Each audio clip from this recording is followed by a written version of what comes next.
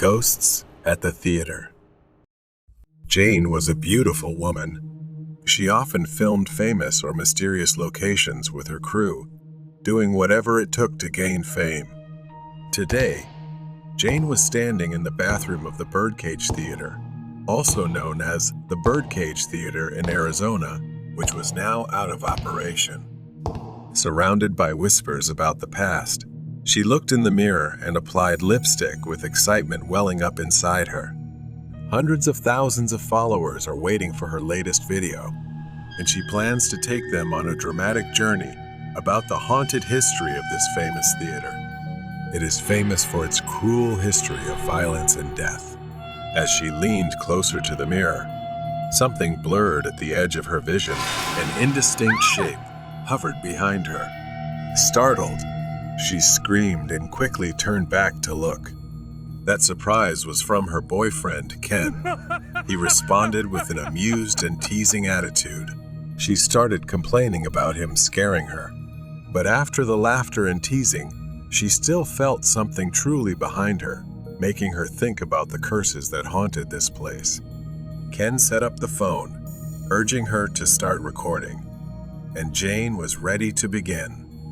Through her journeys exploring haunted houses and places, she had built an online persona as someone who delved into the paranormal. Sharing such stories made her following grow continuously. Her sixth sense leads her to supernatural encounters. She begins to tell the dark, mysterious stories behind this Birdcage Theater. She started passing places like bars and old tables that made her feel a dark energy around her. Jane shivered and continued, recounting stories of gunfights and dreams. Broken ended life here. Suddenly, the piano in the corner played a faint, haunting melody. It was only a few notes, but they seemed to echo endlessly. Jane kept her camera steady, moving toward the staircase. As she climbed the stairs, she suddenly felt like she heard the mournful cry of someone, seemingly a woman. She carefully looked around. There was no one else, or any changes. She started to turn to ask Ken, but it seemed like no one heard that except me. Finally, she reached the theater's dressing room. The room was dark, with faded, peeling wallpaper at the corners. Jane felt a sharp, terrible pain in her heart as she stepped inside. She started sitting against the wall, trying to breathe. Ken worriedly told her to stop, but she was stubborn and determined to have footage at this place. Jane begins to recall the tragic gossip story of Margarita, a dancer and aspiring actress. She is in her prime. She was murdered by her own colleague in this very room. She was stabbed through the heart with a high heel by someone envious of her success. It was said that her spirit haunted the room, seeking revenge or even a way to live again. Despite the lingering pain, Jane was intrigued. She was a bit scared, but couldn't ignore Margarita's ghost story. It would complete her video perfectly. She returned to the bathroom to prepare. When she stood in front of the mirror, something was different. Jane leaned closer, squinting into the darkness. That's when she actually saw something. A ghostly figure stood behind me, his face pale and painted, his eyes sunken and dark. She wore an old dress, her expression a distorted mixture of longing and anger. I feel like maybe it's Margarita. She quickly raised her phone to record a video. The pain returned, piercing her chest like a blade, but Jane persisted in capturing her reflection on the glass. After a while, Ken didn't see Jane anywhere. Worried, he went to check near the restroom. The door was wide open, and he saw Jane acting very strangely. He was shocked to see Jane standing in front of the mirror, talking to herself, and he asked if she was okay. She slowly turned to look at Ken from head to toe and said, "Who are you?" Her words sounded strange, foreign. Her eyes widened in confusion. He chuckled awkwardly, thinking I was pulling one of my usual dark jokes. Clearly, there was some truth being overlooked. Ken led that girl out of the theater, unaware that his real girlfriend was trapped in the mirror. Freeing a vengeful spirit, Jane was bound to this place with no escape. She screamed, but her voice was swallowed by the darkness. Unheard, she felt the weight of centuries pressing down on her. She was trapped. Perhaps she had been possessed when Jane started filming Margarita. Margarita had stolen Jane's life and identity, and now she was out in the world, free to pursue the fame that had been taken from her long ago. In the days that followed, Jane's social media was filled with increasingly strange and terrifying posts. Her followers loved the change, but no one knew they weren't following Jane, they were following Margarita, who was dead and now replacing Jane. Vengeance of the Soul. It was Saturday night, and Hannah was still at her university library, finishing a project due next week.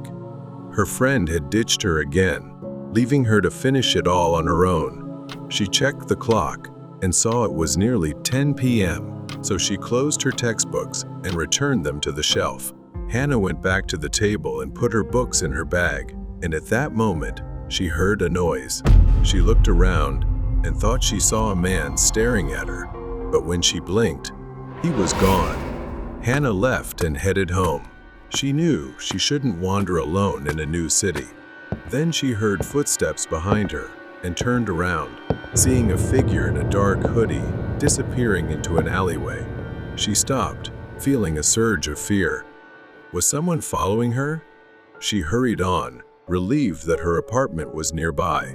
Hannah got into her building safely. She stepped into the elevator and pressed the button for the 14th floor. Just as the doors were closing, someone reached in to stop them. She held her breath as the doors opened, and a tall, fairly handsome man stepped into the elevator, his dark eyes looking at her with a warm expression. He started a friendly conversation, complimenting her outfit. She blushed, feeling a bit nervous. The elevator stopped on the 13th floor, and he stepped out, looking back at her and saying, "See you around."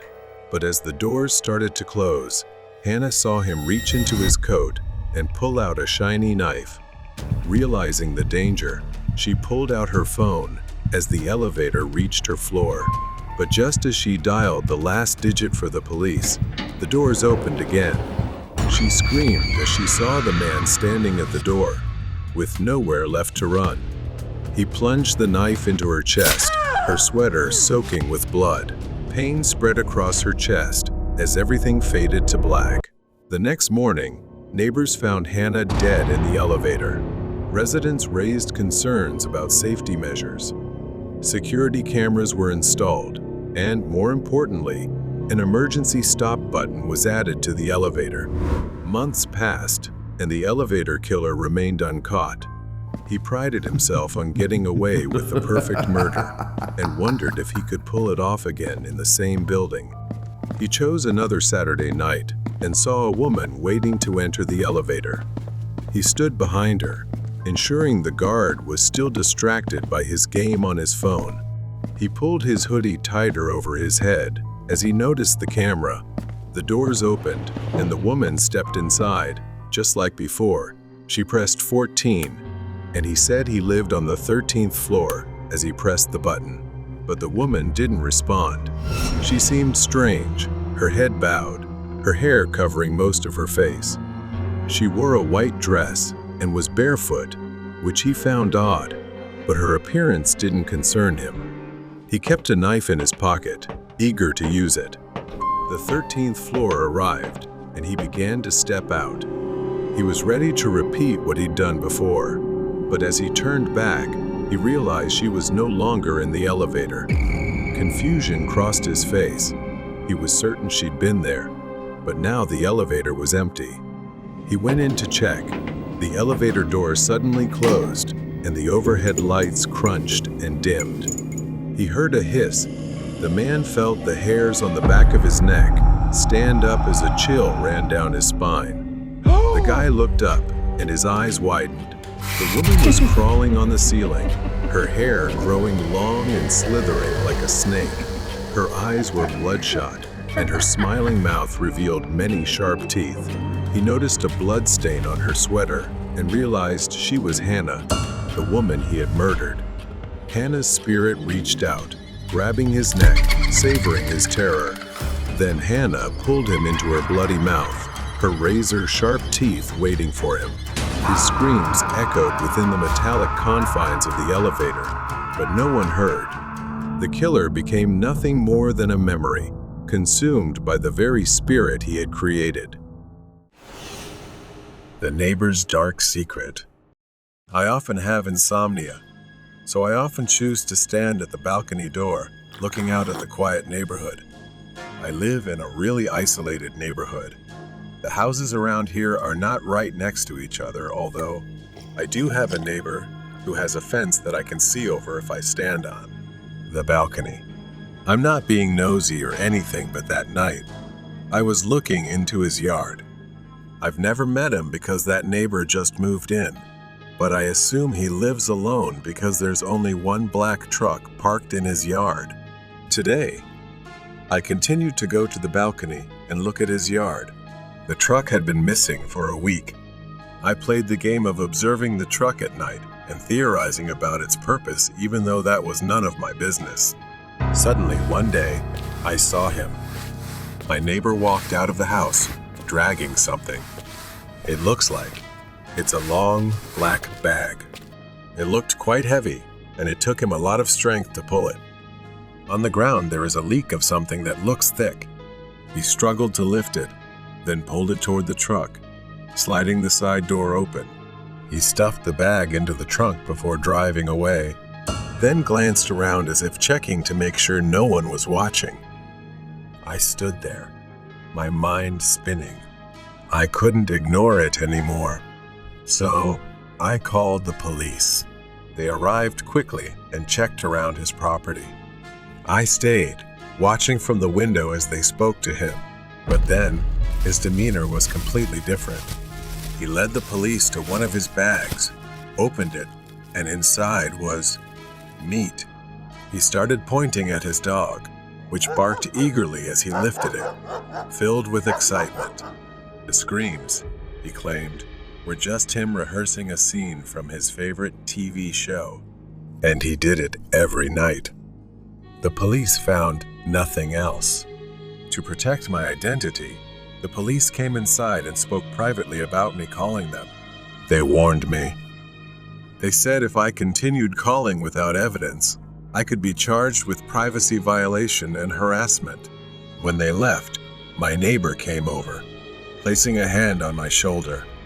With a friendly smile, he said, "Let's not let little misunderstandings get out of hand, all right?" It felt like a warning. I told myself I was overreacting. Maybe he really was just an odd guy, with strange habits. Every night, I hear faint, muffled, haunting screams. I tell myself it's just him rehearsing, as he said. Then one evening, he showed up at my door holding a cake. He told me it was his birthday and gave me the cake to clear up any unnecessary misunderstandings between us. Was he smiling? I wasn't sure if it was my mind playing tricks, but I felt like he was giving a sinister smile behind my back, waiting for something. As I closed the door, a wave of fear came over me. I took the cake into the kitchen. I placed the cake on the table, not daring to eat it, and just stared at it for a while. I considered eating it, dismissing my paranoia, and slowly brought it to my mouth. But then, something like an instinct told me not to. I put it down, reminding myself to stay alert. Thinking of him preparing it, watching me, knowing I'd eat it. It was truly horrifying. I grabbed the cake, took it to the trash bin behind the house, and threw it away. I didn't care if I was being unreasonable. I'd rather be safe than sorry. Early the next morning, when I went out to take out the trash behind the house, something caught my eye. There, beside the trash bin, was a small mouse, dead. Its tiny body lay still, right next to where I had thrown the cake the night before. A thin trail of cake crumbs led from the cake to the mouse. The mouse had eaten the cake and died. His depravity was beyond imagining. The cake was not a gift. It was a warning. From that moment, I started watching. Every sound, every strange occurrence, every word from my neighbor. Now I knew he wasn't just a harmless eccentric. He was hiding something dark. Everything started again when I walked past my neighbor's house. My steps slowed as I glanced at his front door, catching sight of a hand pressed against the glass, moving frantically. The glass was old and foggy. I saw someone inside, exhaling and writing help on the dust-covered window. For a second, I turned away, rushing back home. I didn't want to know what was happening behind that door. Back in bed, I couldn't sleep. The image of that pleading face, the desperate scrawl on the window, kept replaying in my mind. The sounds, the black bag, the screams. If I reported this to the police, I knew he'd find a way to cover it up, like he always did. Without evidence, everything would be pointless. I needed a clear and specific plan. I decided to reach out to my friend. I met my friend at the local cafe and explained everything, detailing the strange events and horrific scenes. He looked at me, skeptical, but didn't dismiss it right away. We had known each other for so long, neither of us wanted to believe this was happening. Then he suggested gathering photo and video evidence using advanced technology to avoid detection. I had to do whatever it took to prove my words. Neither of us could imagine what we were about to do next. But I promised him that we would only collect evidence and leave quickly and discreetly. The next morning, I put on a plumber's uniform and a fake mustache, mentally preparing for my decision. I approached my neighbor's door, disguised as a plumber. He opened it, eyeing me strangely, scrutinizing. He glanced at my house, then back at me, asking, "Nick, is that you?" I froze for a moment. I began faking my voice, using a different tone to deceive him, explaining I was sent to check and fix the city's main water pipes. At first, he seemed suspicious and told me to wait a moment before closing the door. I stood outside, not knowing what he was doing inside, waiting and adjusting my glasses. But eventually, he acted friendly and allowed me inside. As I entered, the house was much tidier than I had expected, and nothing suggested he was a murderer. As I pretended to inspect the pipes under his kitchen sink, he stayed close, following me throughout the house. My every move was under his watch. I hadn't anticipated this.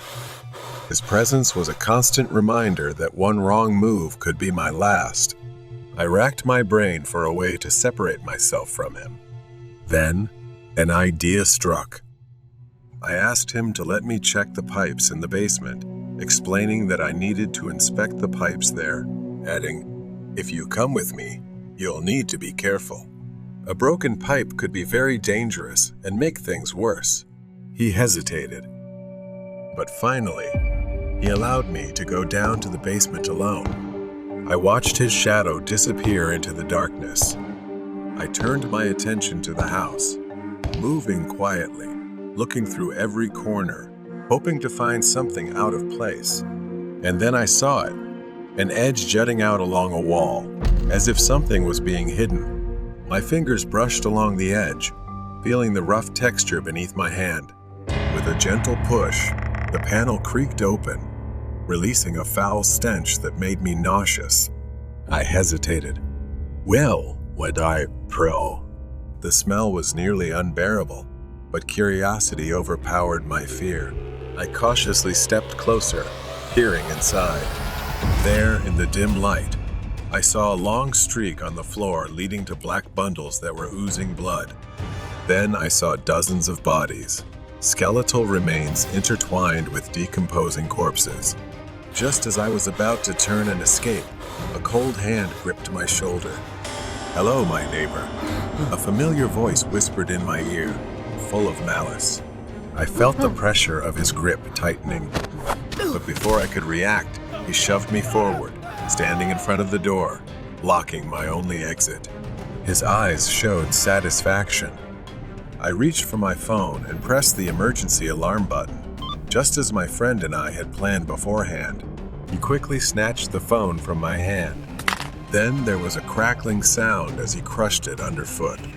I realized I was truly trapped. The police stormed into the house unexpectedly. My friend, true to his word, had taken action when he received my emergency signal. He had told me beforehand that he would alert a trusted officer in case anything happened. The neighbor began to flee, but during the pursuit, he couldn't escape our plan. He was caught and couldn't deny the overwhelming evidence. When I handed over all the footage and he was taken into custody, I lay in the hospital thinking about what I'd been through. I had come closer to death than I ever imagined. I regretted nothing. Reflection in the mirror. It was an August summer, the season where the days were long and the nights seemed endless. I was lying down watching TV, enjoying a relaxing day off.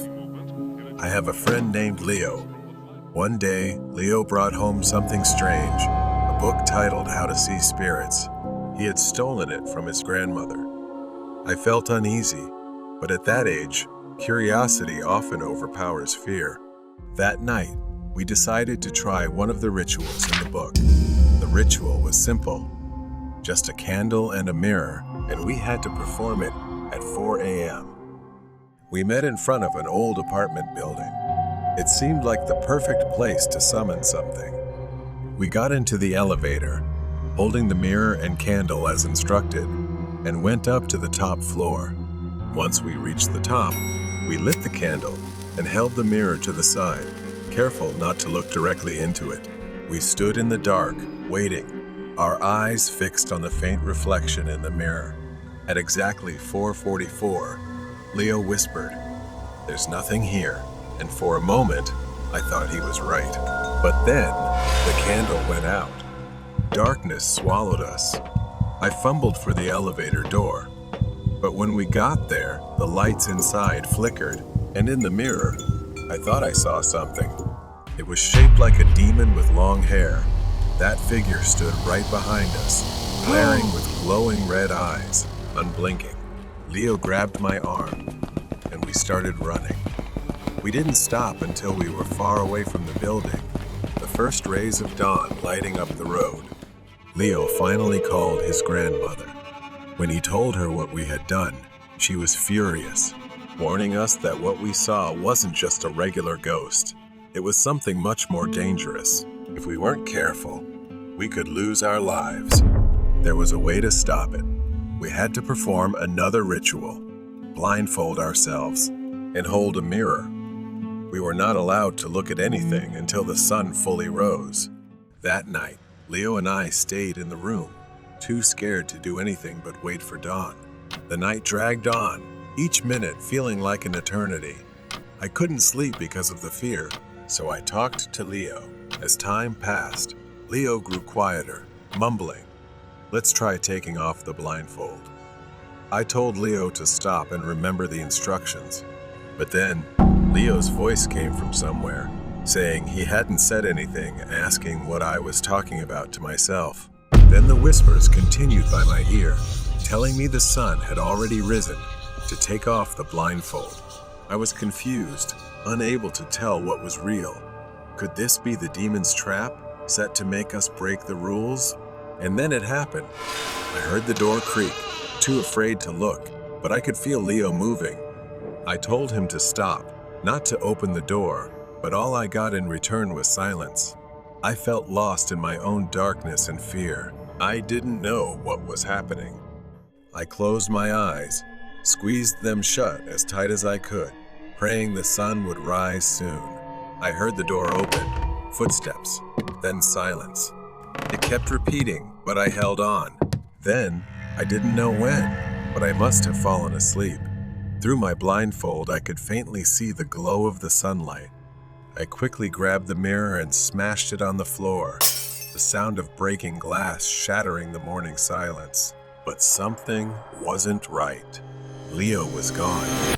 I called out to him, but there was no answer, and I cautiously removed my blindfold to look around the room, but he wasn't there. Weeks later, my family had to move to a new place. I lost contact with Leo. From that day on, I couldn't find any trace of him.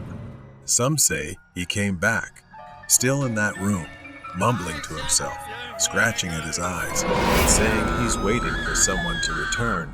Now, every night, I sleep with an eye mask and earplugs. I can't look into mirrors at night. I don't know, maybe we're paying the price for what we did. And sometimes, in the middle of the night, when the world is quiet, through my earplugs, I can hear the faint whisper that tells me it's still waiting for me. When I walk home when I'm least alert, I always catch a glimpse of it in the corner of my eye, but just a shadow, a reflection, fleeting indistinctly. And I know one thing for sure: never summon something you can't send back, because the consequences will be unpredictable.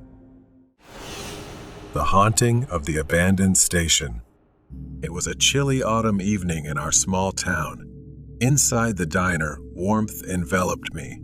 Sarah, my girlfriend, was finishing her cup of coffee. We had been dating for a few months, and tonight seemed like the perfect opportunity for an adventure since we both enjoyed that.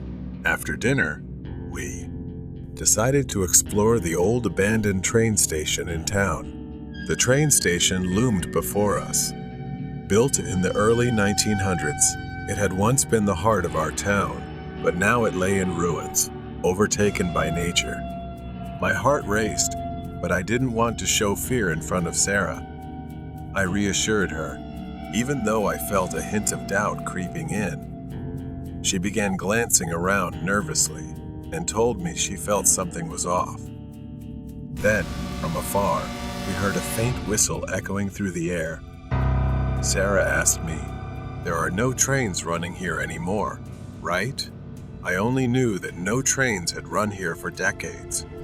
The whistle grew louder, accompanied by the unmistakable sound of wheels clattering on metal tracks. Sarah tightened her grip on my arm. "We need to go right now," she urged, panic rising in her voice.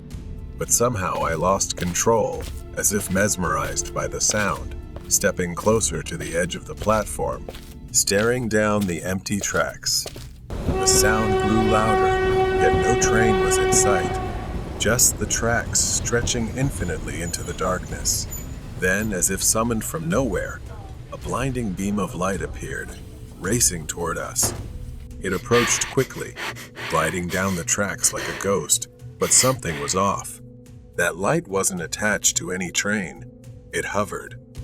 Sarah screamed, urging me to stop, pulling me back just as the invisible train roared past. Its force nearly knocked us over, the platform shaking violently. For a moment, everything went black. When I opened my eyes, the station was silent again, the air heavy and still. Distant sounds returned, but something had changed. Sarah was gone. "Sarah," I called, panic rising within me. I searched for her frantically. Then I saw it, a shadowy figure standing on the tracks, barely visible in the dim light. It was tall, wearing a wide-brimmed hat, its eyes glowing red like embers in the dark. A chill ran down my spine as it raised its hand, pointing down the tracks. Far down the tracks, I saw Sarah, walking away from me. But she wasn't walking normally. Her movements were stiff, like a puppet controlled by invisible strings. "Sarah, stop," I yelled. But my voice echoed back, swallowed by the night. I ran toward her, desperation driving each of my steps. The closer I got, the more horrific reality became. Her face was blank, expressionless, her eyes vacant and soulless. It was as if her very soul had been drained. Tears streamed down my face as I reached for her, but the distance between us never closed. The shadowy figure at the station let out a raspy laugh, echoing through the trees, sending waves of fear crashing over me. I turned to face the figure, but it had vanished. In its place stood an old, rusted, decaying train, its windows shattered. Shadowy figures filled the cars, their hollow eyes staring at me. The door creaked open, like an invitation into the darkness.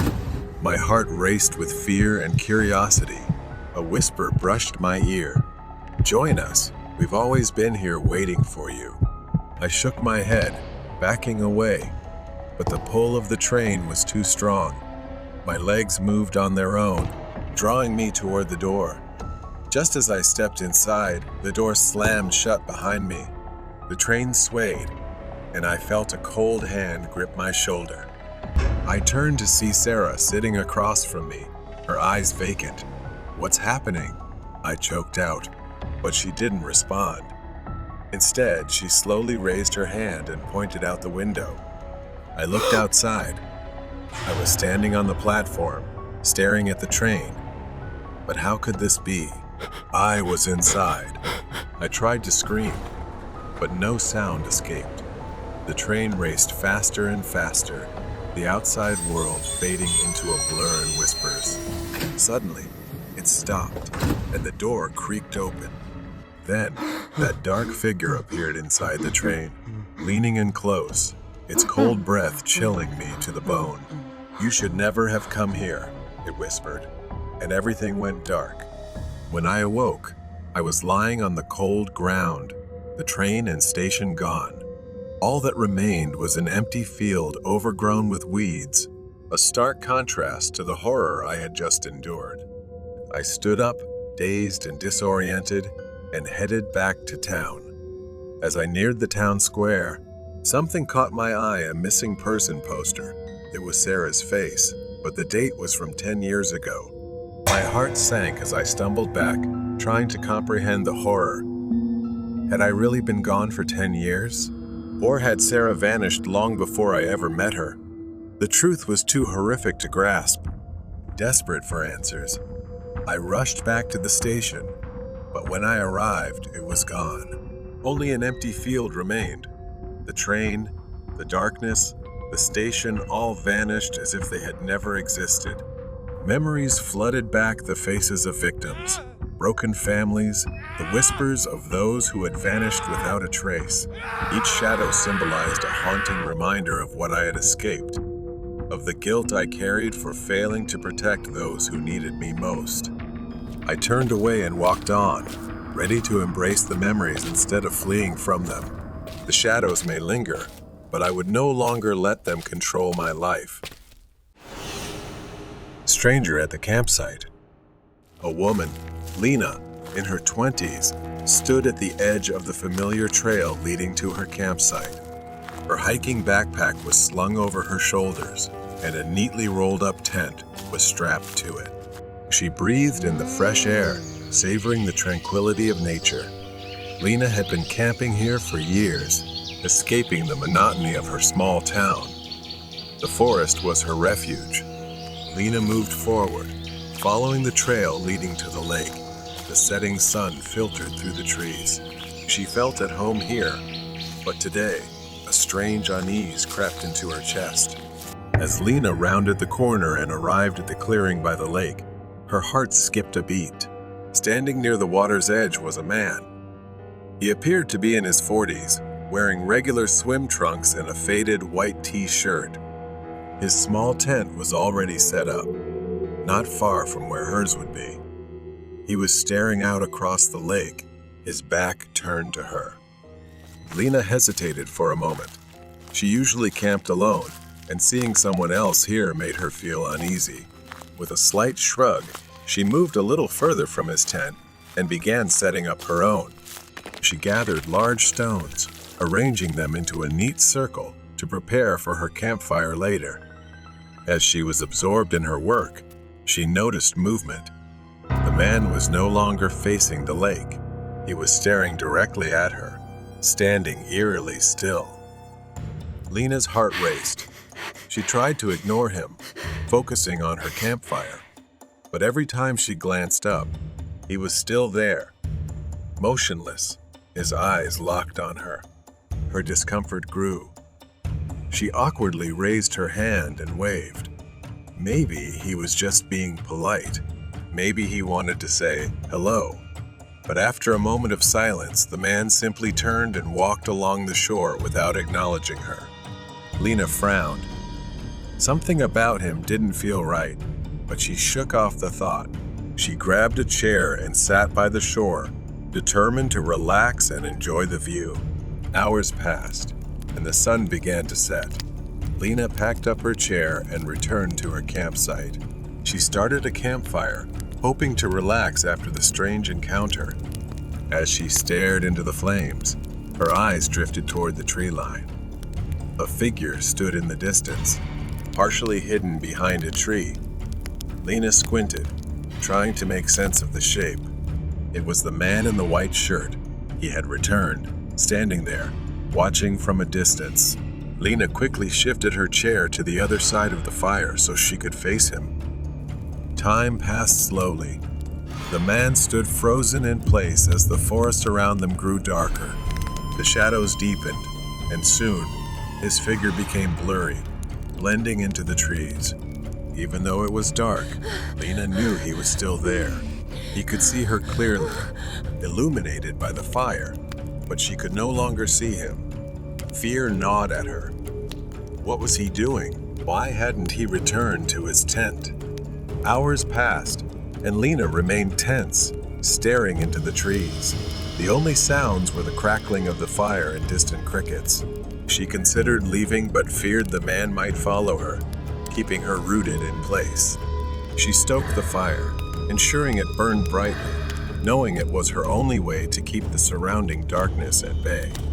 Lena sat by the campfire, her face blurred in the flickering firelight. The night was already thick with shadows. The forest around her was a pitch-black void. Her eyes continuously turned to the tree line where the man stood. Even though she could no longer see him, she knew he was still out there, following, waiting. Suddenly, a tree branch broke nearby. Lena stiffened, her breath caught in her throat. She looked around her camp, squinting into the darkness. Perhaps he has already arrived. The flames cast long, flickering shadows. Lena couldn't stop imagining shapes moving among the trees. There, at the edge of the tree line, someone was probably standing there because she always heard footsteps crunching through the forest. Then slowly, the man's silhouette appeared. She regained her determination, suddenly stood up, picked up a thick branch from the fire, and held it as a weapon. The man didn't flinch. He remained still, watching her as if waiting for her next move. Lena shouted into the darkness, her voice trembling but firm, asking who he was and what he wanted from her. But there was no response. The man tilted his head slightly, as if confused by her defiance. Lena's skin prickled with fear. She gripped the burning branch tightly and stepped closer to the edge of the campfire, ready to defend herself. But then, without warning, the man turned and walked into the forest. Slowly, cautiously. His footsteps were eerily soft. Lena watched him go, not daring to follow. He disappeared into the darkness, swallowed by the trees, but the tension in the air didn't lessen. She didn't believe he was truly gone. The night dragged on. Lena struggled to stay alert, her body heavy with exhaustion, her mind clouded with fear. The fire had burned down, casting only a faint light.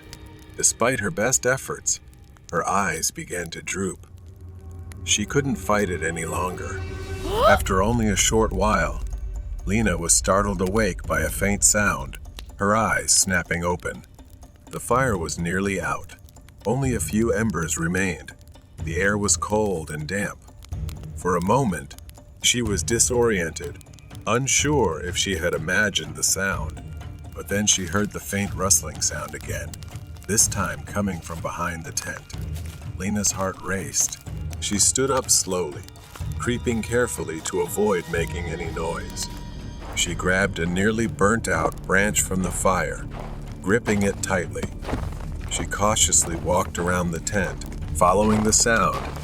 The rustling grew louder as she approached the back of the tent. Lena tightened her grip on the branch. She took a deep breath and rounded the tent, only to find a squirrel nibbling away. The area behind the tent was empty. Lena frowned, confused. She could have sworn she heard something like footsteps. She returned to the fire, scanning the surroundings. The first light of dawn began to filter through the trees. Lena's body was stiff from sitting for hours, her eyes heavy from the sleepless night. It seemed like she was very lucky. For some reason, the man never returned, and she saw no sign of him for hours. But the insecurity is still there. Lena quickly packed her things, wasting no time. She glanced nervously at the tree line. The forest remained quiet and still, as if the events of the previous night had never happened, and she wished that were true. She slung her backpack over her shoulders and began walking briskly toward her car. Her legs trembled.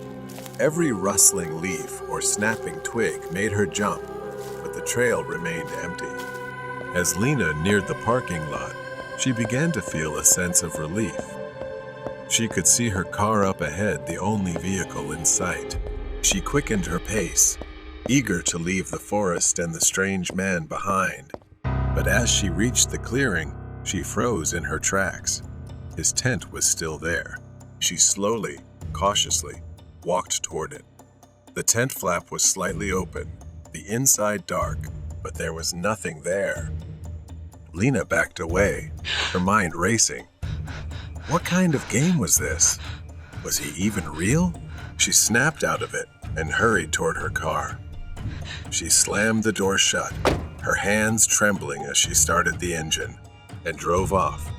As Lena sped down the winding road, she glanced into her rearview mirror. Standing at the edge of the forest, partially hidden by the trees, was the man in the white shirt. His hand was raised, thumb out, as if hitchhiking. Lena pressed the gas pedal harder, her car speeding away, and she never looked back or returned to that forest again. It left her with an unforgettable memory, perhaps the worst camping trip she'd ever had. The Window Stalker. It all started that day, when I was just a child, too young to fully comprehend the horror that was about to unfold.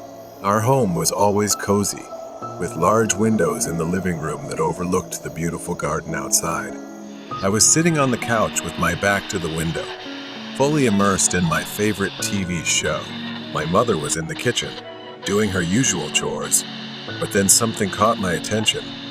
In the reflection of the TV screen, I saw the silhouette of a man. I could see him through the glass, standing motionless in the garden behind me. I thought it was probably my dad, so I didn't turn around.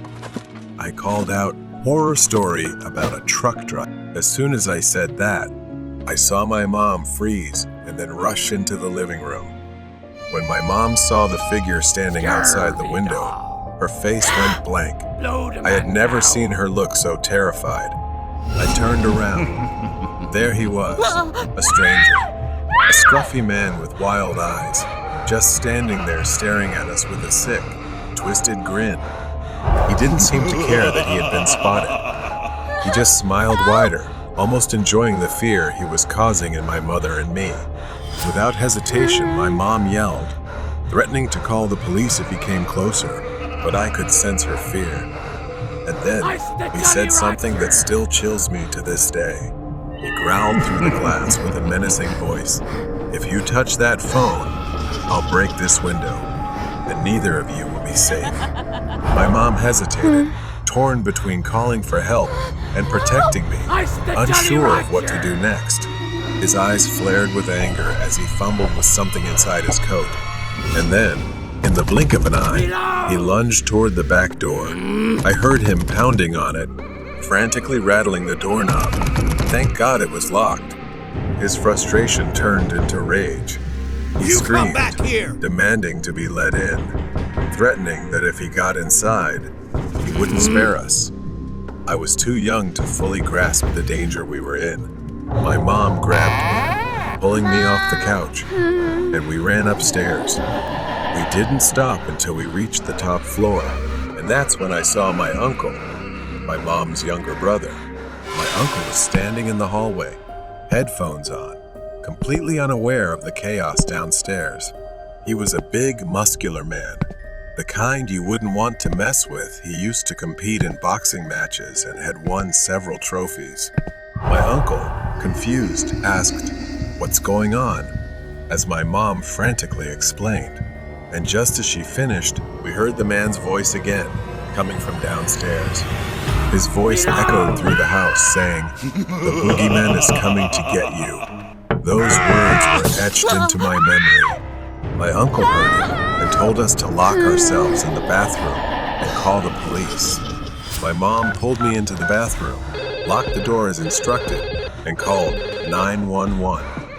I could hear the man downstairs, his voice growing more erratic. Then, the sound of glass shattering echoed throughout the house. My mom and I held our breath, frozen in fear, waiting for what felt like an eternity for something to happen. We waited and prayed that it was over. Footsteps echoed up the stairs. We braced ourselves, fearing the worst. My uncle slowly stepped out of his hiding spot, waiting for the perfect moment to tackle the man, relying on his sharp reflexes as a seasoned boxer. He didn't hold back and swiftly disarmed the man. My uncle saved us. The door swung open, and the police arrived just in time, securing the situation. They arrested the man and informed us that he was a dangerous criminal they had been hunting for some time. That day changed everything. My mom never felt comfortable being alone again and always looked over her shoulder at the windows. If it hadn't been for my uncle, I don't know what would have happened. I still shudder when I think about it. Headless bus passenger. Late at night, the university campus was eerily quiet and shrouded in darkness. Kala hurried toward the campus bus stop after a long evening of studying. The long, empty street was lit by only a few dim streetlights. There was only one bus left at the stop, its headlights cutting through the cold, misty air. She boarded the bus, her eyes briefly glancing at the driver, a man well into his years, his face lined with deep wrinkles and dark, unreadable eyes. Kala sat in the middle of the bus, trying to relax, but she suddenly sensed something strange. Through the rearview mirror, she realized the driver was staring at her intently. His eyes never left her, as if he was searching for something on her face. After a few minutes, she began to feel something was wrong. The route they were taking was unfamiliar. Instead of heading toward her dormitory, they were drifting into a desolate area, where thick darkness swallowed everything. She leaned over, peering out the window, looking around in growing confusion. Kala turned to remind the driver about her destination, but he didn't respond. His eyes were no longer on the mirror, but fixed straight ahead. He pressed on the gas, speeding up, ignoring the narrow, winding roads. Kala's fear surged. She raised her voice. "This isn't the way to my dorm." But the driver didn't hear or didn't care. His face had gone pale, as though he was terrified of something unseen. Suddenly, the bus swayed, and vague shapes began to materialize outside the windows. At first, they were shadows of people standing by the roadside. Then they became clearer faces with empty eyes, mouths wide open as if screaming in silent agony. They stood there, watching like bloodthirsty specters. Kala curled up, trembling, too afraid to look at those ghostly figures for long. She felt like screaming. After what felt like an eternity, the bus finally slowed down. The familiar sight of the dormitory building appeared ahead, and she felt a wave of relief wash over her. Without wasting time, she grabbed her backpack and hurried off the bus. As she stepped onto the sidewalk, she heard the driver's voice for the first time that night. His voice was low, trembling, and filled with an urgency that sent chills down her spine. The driver's words were brief, but they hit Kala hard. "Wait!" His voice was tense. The driver told her that when he looked in the mirror earlier, he didn't see her head, only a headless body sitting where she was. He had been driving in circles, trying to shake off the spirit he believed had latched onto her. He couldn't hear her when she spoke because, in his eyes, she had already disappeared. He then warned Kala. When you get to your room, take off your clothes and burn them immediately. Kala stood still, the weight of the driver's words pressing down on her. Staggering, Kala made her way into the dorm building, her mind still spinning. She fumbled with her key at the door, her hands shaking uncontrollably. Once inside, Kala rushed to her roommate's bed, shaking her awake. Her roommate listened, wide-eyed, as Kala explained what had happened. Without hesitation, Kala frantically began taking off her clothes, her movements hurried and desperate. She gathered them into a pile, staring at them as her mind replayed the driver's warning. With trembling hands, Kala picked up the clothes and went to the bathroom. She struck a match and dropped it onto the pile of fabric. The flames quickly consumed the clothes. But had it really ended? She returned to her room, exhausted, lying down on her bed, but unable to shake off the lingering terror. The room was silent. Only the sound of her and her roommate's breathing filled the space.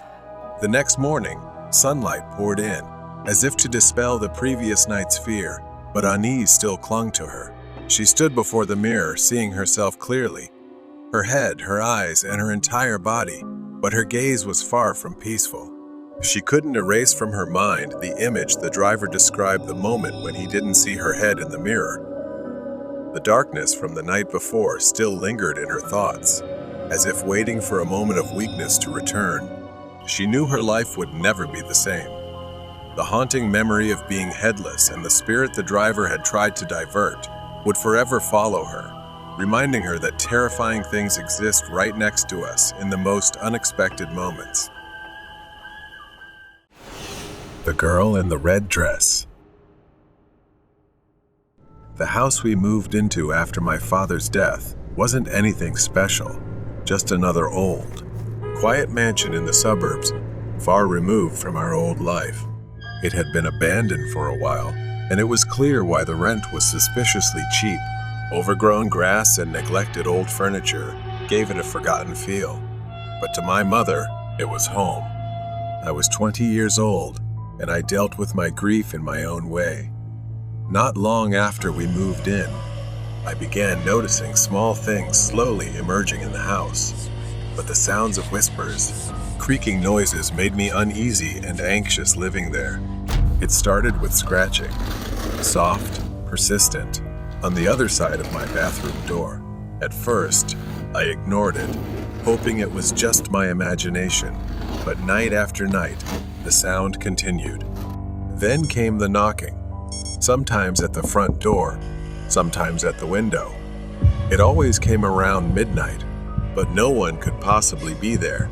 We kept the gate locked, and no one could enter the yard. Yet the knocking continued. I told my mother. She dismissed it, saying, "It's just an old house." But I knew the house wasn't just old, it was holding on to something. One night, I invited my friend Joe to stay over. We were sitting in my room talking about school when we heard voices coming from the kitchen. It was well past midnight. Everyone should have been asleep. Out of curiosity, we pressed our ears against the door. A conversation was happening just outside, but we couldn't make out a single word. We tiptoed into the hallway, but the kitchen was empty, dark, cold. We checked the entire house, nothing. Everyone was asleep. The voices were gone, leaving only a chilling silence. A few weeks later, my brother decided to test his luck. He and his friends thought it would be fun to play with a Ouija board in my room while I was away. They thought it was just a silly, superstitious game. At first, nothing happened. They laughed awkwardly, asking questions but receiving no response. Then one of them froze. His face turned pale, his body stiff like a statue. Without a word, he bolted from the room, his friends close behind, terror in their eyes. Once outside, the guy finally spoke. He had seen her, a girl, standing at the bathroom door. wearing a red dress, her hand on the knob, staring at them. He said she couldn't have been older than 13, and her eyes were filled with something he couldn't describe. Fear, anger, curiosity. When my brother told me this, I thought he was just trying to scare me. Of course, I didn't believe him. Why would I? I had never seen her. But the story haunted me, lodged deep in my mind like a splinter I couldn't remove. Later, I had a birthday party at a friend's house. Jordan, a friend of mine, got drunk, so I took him to my room and told him to stay there until he sobered up. He collapsed onto the bed and fell asleep. Later, I went to check on him. The room was pitch black, with only a faint light coming from the bathroom. Jordan wasn't in bed. He was sitting at the bathroom door, one leg in, one leg out, talking to no one. I tapped his shoulder. He jumped, then looked at me, confused. He glanced back at the bathroom, then at me again. He mumbled, "I thought I was talking to you, but I just laughed it off, thinking he was too drunk." The next day, he explained, I was teasing him, but he was dead serious. In his drunken state, he had seen a girl in the bathroom. She was wearing a red dress, standing in the middle of the bathroom, asking why he was there. And when I walked in, she disappeared. It didn't stop there. The hauntings, the knocking, the voices continued. My fear grew as one by one. People close to me began talking about an entity that I had never seen in this house. I left my room and went to talk to my mother. While we were on vacation, my aunt and uncle stayed at the house. When we returned, they were sleeping on the living room floor, terror etched across their faces. They said the shower in my room kept turning on by itself, and the radio too, making it impossible for them to stay inside. My mother had no choice but to confront the landlady, who initially denied everything. But the truth came out. The landlady's mother had lived in this house as a teenager with her twin sister, who had ended her life in the bathroom wearing a red dress. It was all true. The red dress, the girl, the spirit trapped within the walls of our home. I didn't know how I was going to convince my mother to leave, but since we were struggling financially, it was piling up. So I had no choice but to stay in the house a little longer. The girl in the red dress. The days that followed were tense, filled with a thick sense of unease that blanketed the house. My mother decided we should move out and find a new place to live. However, things weren't settled yet, and we faced difficulties. So we had to stay in the house a little longer to figure things out. That was our last night in the house. I couldn't sleep. The woman in the red dress kept lingering, haunting my mind. I lay in bed, wrestling with these thoughts until I couldn't take it anymore. I needed to see the house one last time. I got out of bed and walked through the dark hallway. I headed to the bathroom, where it all began. As I reached the bathroom, a chill filled the air, heavy with tension. I hesitated at the doorway, feeling something preventing me from turning on the light. I stepped inside, the cold tiles pressing against my feet, and then I felt another presence in the room. Fear gripped me tightly. Her presence was so strong, I could feel her breath on the back of my neck. I didn't dare turn around, didn't dare move. As I stood in the darkness of the bathroom, a cold hand rested on my shoulder, and a flood of images of the girl in the red dress filled my mind. It was as if she was showing me her story. Buried for decades, the girl, now known to me as Maria, had lived in this house long ago. She was intelligent and talented, but her life was full of suffering because her twin sister was always more favored for her beauty. Everything about Maria seemed overshadowed by her sister. As the years passed, she felt trapped in her own home, living in her sister's shadow, who seemed to have everything Maria longed for. The breaking point came when her sister fell in love with a man. They planned to marry, with their parents' blessing. But Maria, who had quietly loved the same man, was devastated. Even her own chance at happiness was taken from her. Unable to bear the pain, Maria spent much of her time in the small bathroom. It became her sanctuary, the only place where she could escape the suffocating presence of her sister, and the life she felt was never meant for her.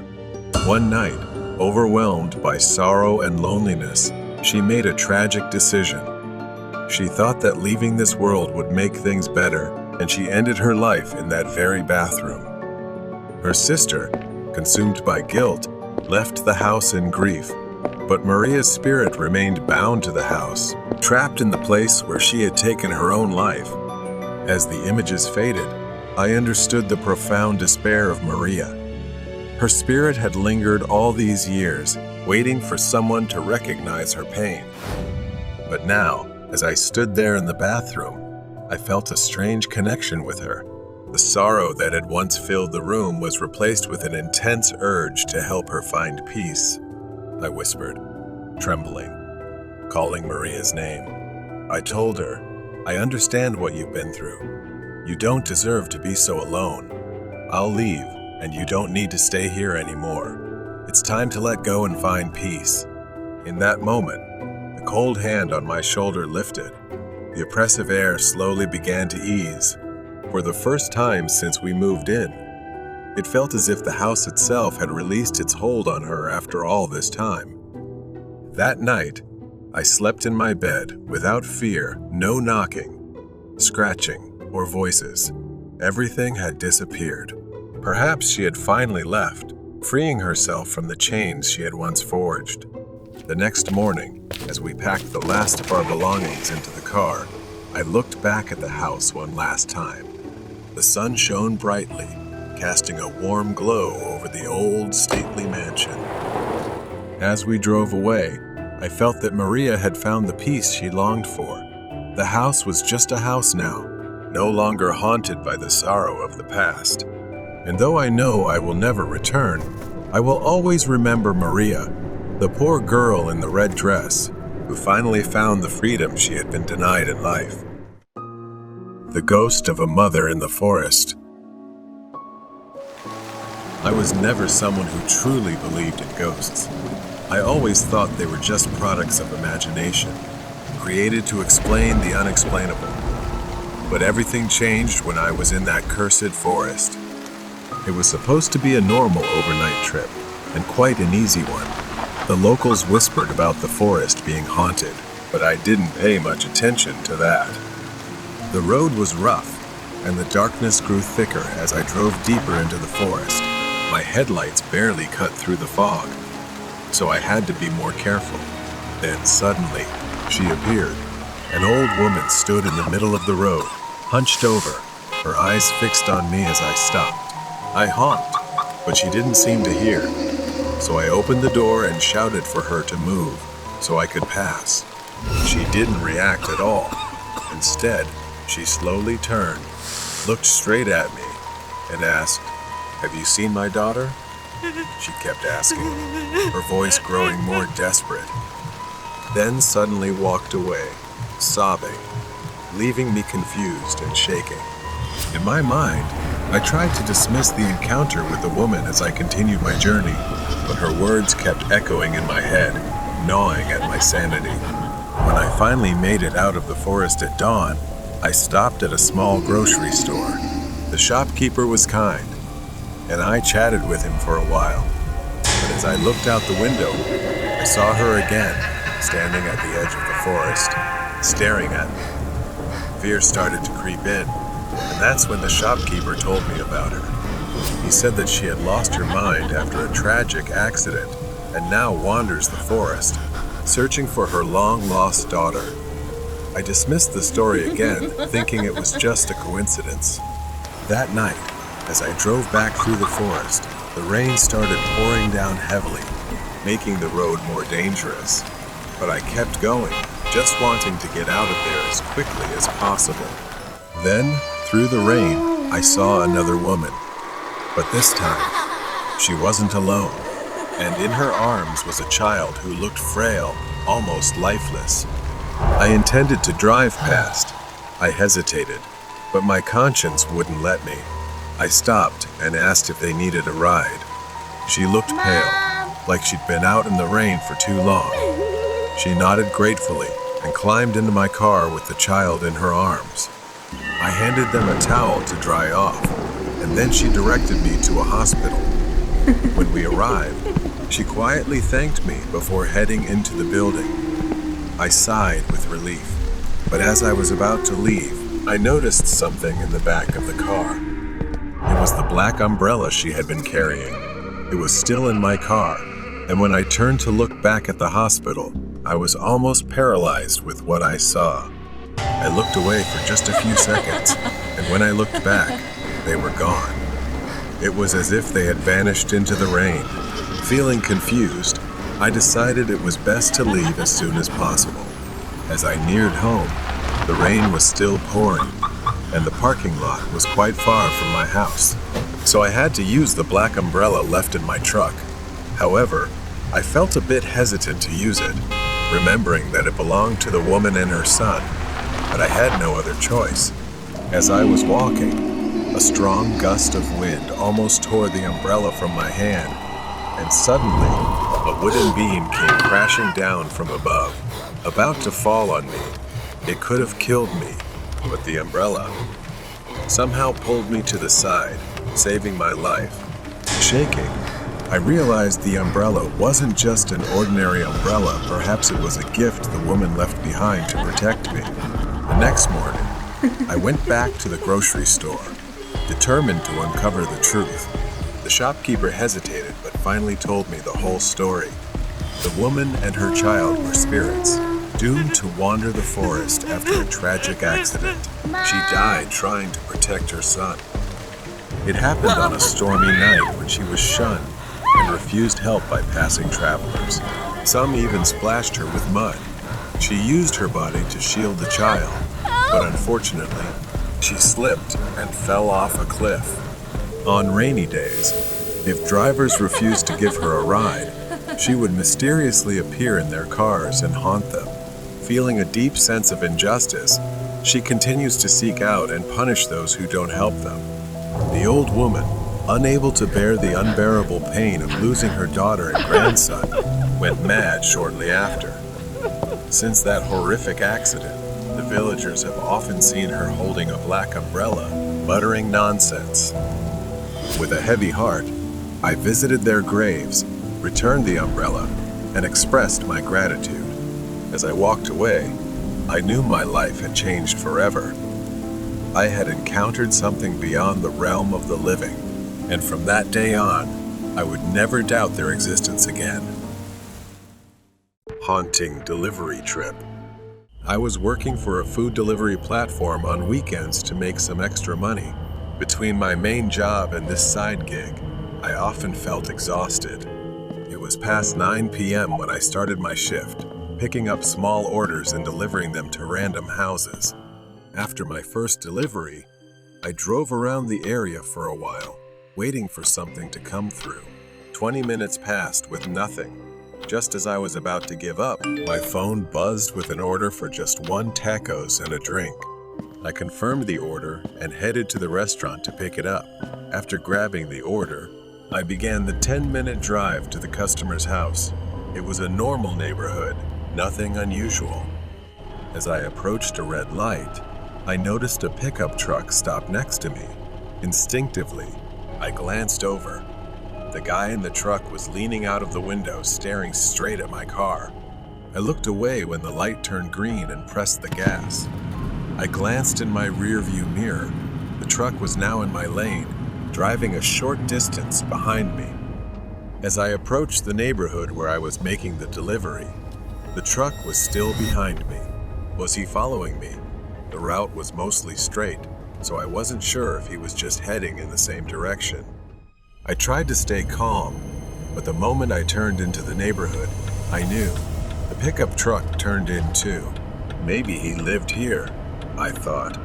I continued driving through the quiet suburban streets, following the GPS until I reached the final road, a dead end.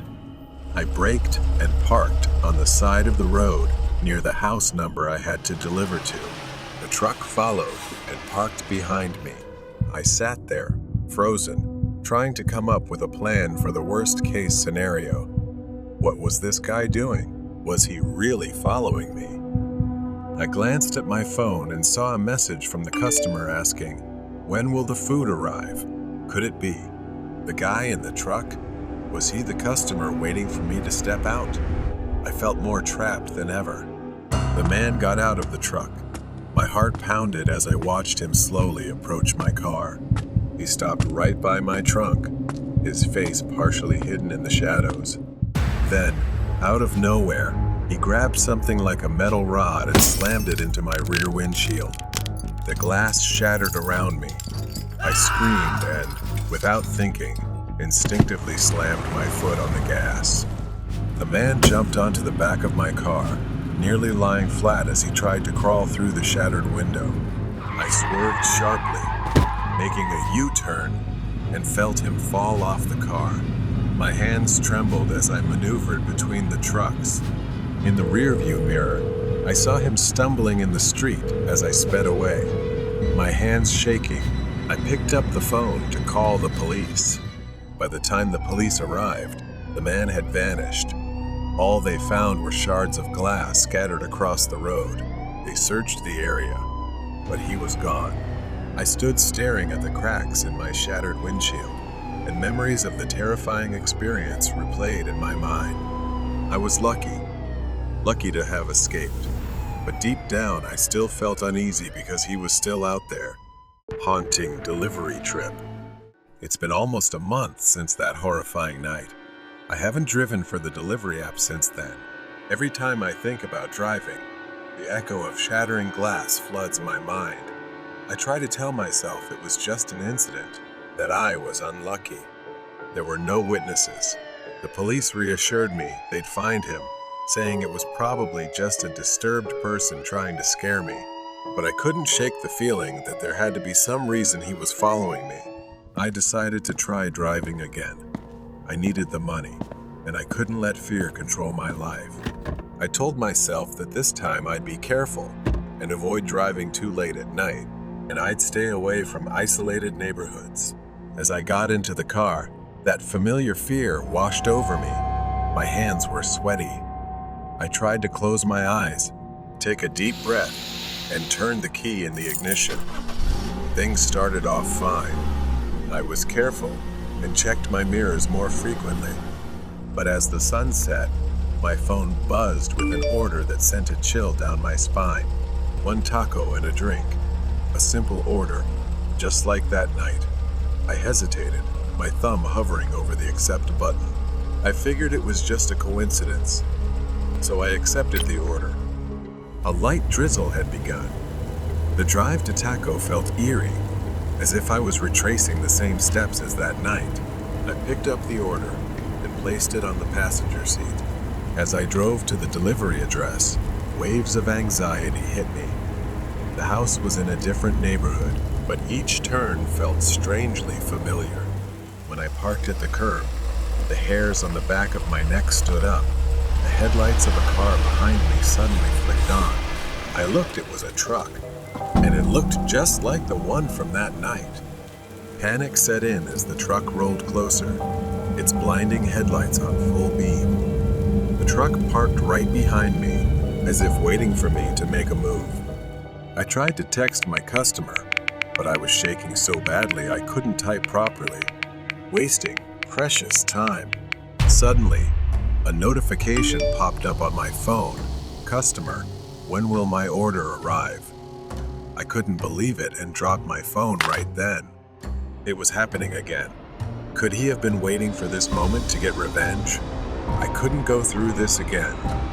I had to act. I pressed the gas, moving my car to another spot. The truck slowed down behind me, its headlights glaring blindingly in my rearview mirror, causing me to squint. Suddenly, the truck surged forward, crashing into the back of my car. The impact jerked me forward, my chest slamming into the steering wheel. Pain shot through my ribs as I gasped, trying to catch my breath. I pressed the gas harder, but the rain had made the road slick, so I had to maintain control to avoid crashing. Panic hit me as he pulled up alongside, rolled down his window, and gave me a sinister smile. Another slam. The back of my car crumpled, and I felt something wet trickling down my head. My head had been injured and was bleeding from the impact against the window when he rammed me again. I braked hard, dazed, my vision blurring from the blood running down my face and the sharp pain in my side. But I couldn't give up. I grabbed my phone and dialed 911 for help. I could see his silhouette through the rain, stepping out of his truck. I refused to give up, flooring the gas and driving blindly. My car slammed into a tree. Desperate to survive, I fumbled for the door handle, trying to get out before he got too close. In the distance, I could hear him screaming angrily. I forced myself to run, sprinting toward the woods at the edge of the road. Suddenly, I tripped. My ankle twisted and sharp pain shot up my leg. I couldn't move. He was almost on top of me, his shadow looming as I tried to crawl toward the edge of the road. I turned to face him. He raised the crowbar high above his head, ready to strike, and I screamed. But then, the sound of police sirens cut through the quiet rain. He froze, trying to run, but it was too late. The police used a taser and tackled him to the ground. He was finally caught. I fainted, slowly losing consciousness. Paramedics loaded me into an ambulance, and a wave of relief washed over me. The nightmare was finally over. Run away from the stalker. It was one of those summer nights where the air was still, and everything seemed eerily quiet. The large, suburban house, with its perfectly trimmed lawn, stood imposingly. Inside, Chase and I had no idea of the terror about to unfold.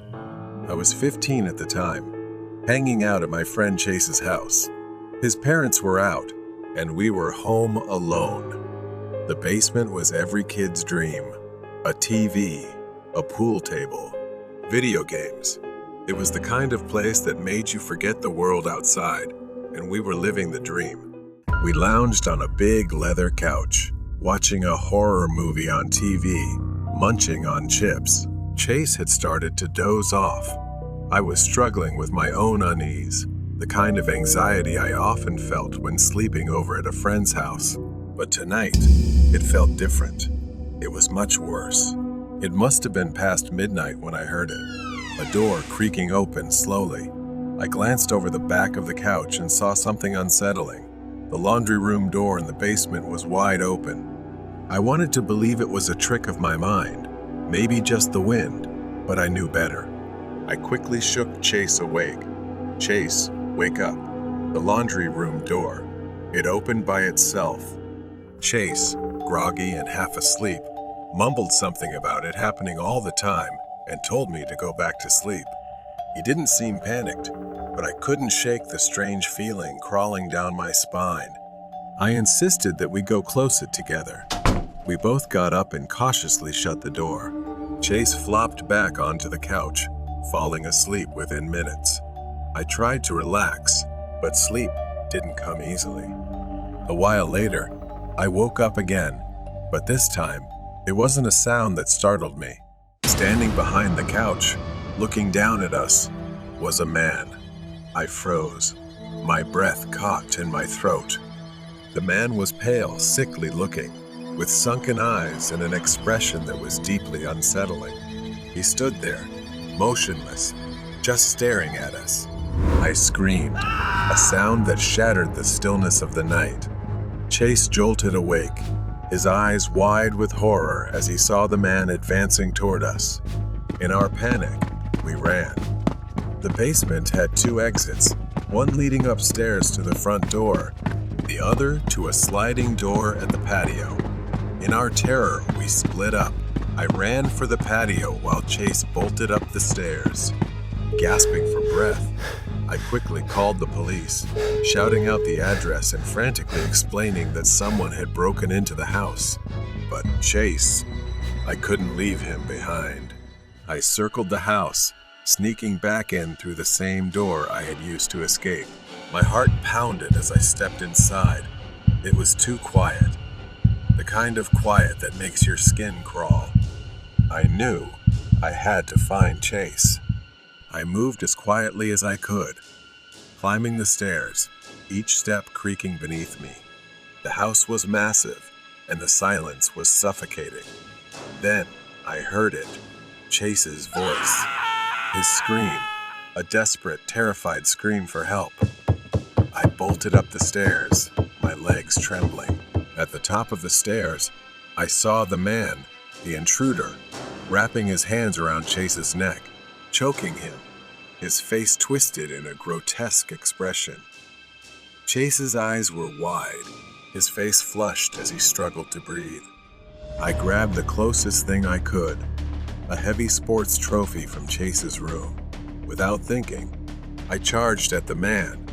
I swung the trophy with all my strength, smashing it into the back of the intruder's head. The man collapsed to the floor, and Chase fell with him, gasping for air, but alive. We didn't wait. We ran outside, not stopping until we reached Chase's treehouse. There, we hid, waiting for the sound of sirens. Chase was still trembling, rubbing his neck where the man's hands had gripped him just minutes earlier. We sat in silence, too afraid to speak. I looked out through the small window in the treehouse, scanning the yard for any sign of movement. The house looked eerily still, as if nothing had ever happened. Chase whispered, "What do we do now?" I had no answer. All I knew was that I couldn't let him go back inside. Suddenly, a faint rustling came from the direction of the house. I held my breath, straining to listen. At first, it was soft, like footsteps on grass. Then, I saw him, the man. He was slowly walking across the yard, his movements deliberate. His sunken eyes stared straight ahead, almost robotic, as he made his way toward the treehouse. I grabbed Chase's arm, pulling him away from the window. "He's coming." We both backed into the corner of the tiny treehouse, barely breathing. The man's footsteps grew louder. Now I could hear him, crunching on the gravel path leading to the treehouse ladder. The creaking of the ladder made me jump with fear. He was climbing. I could feel the weight of him pressing down on the structure as the treehouse swayed with each step. Chase looked at me, eyes wide with terror. I had to do something. I scanned the cramped space, frantically searching for anything I could use as a weapon. My eyes landed on a rusty toolbox Chase's dad had left there months ago. I grabbed a metal rod nearby, gripping it tightly in my trembling hands. The man's hand appeared at the edge of the treehouse entrance, his fingers curling around the wooden frame. I swung the rod down with all my strength. The man let out a groan of pain, lost his balance, and fell backward off the ladder. He hit the ground hard. I grabbed Chase, and we scrambled down, running as fast as we could toward the house. My mind raced. Where could we go? The man had fallen, but he wasn't dead, and I knew it wouldn't be long before he got up again. Panting, I pulled Chase toward the side of the house, where thick bushes and overgrown trees hid us from view. We crouched down, trying to catch our breath. Suddenly, headlights appeared in the distance, the sound of tires crunching on gravel. It was the police. I whispered to Chase to wave for help. We stood cautiously, peering around the bushes. The man was nowhere to be seen. I signaled to Chase to follow me. We darted toward the driveway as the police car came to a stop. Relief washed over me as two officers stepped out, immediately scanning the area. I shouted, "He's still here!" "He's..." Before I could finish, a man emerged from the shadows, appearing from the side of the house. His movements were slower, more deliberate. Blood dripped from a gash on his head. The officers drew their weapons, ordering him to stop. but he didn't listen. He kept walking toward us, his eyes locked on Chase and me. The man ignored them, continuing his slow, deliberate walk. And then, without warning, he charged at us in a terrifying sprint. A gunshot from the police tore through the night. The man staggered, collapsing to the ground, gasping for breath. A wave of numbness washed over me. It was finally over. That night, as Chase and I sat in the police station, I learned that the man was a drifter, living in abandoned houses across the city. He was mentally unstable, with a history of violent behavior. But the most chilling detail? In his pocket, they found a crumpled old photograph. It was of Chase's house. The man had been watching us for a long time. Chase and I stood outside the police station, waiting for our parents to arrive. The terror of the night still weighed heavily on us. It served as a reminder that real horror doesn't always come from the darkness. Sometimes it's standing right behind you, watching. The stalker in the Dunkin' Donuts parking lot. It was just an ordinary morning.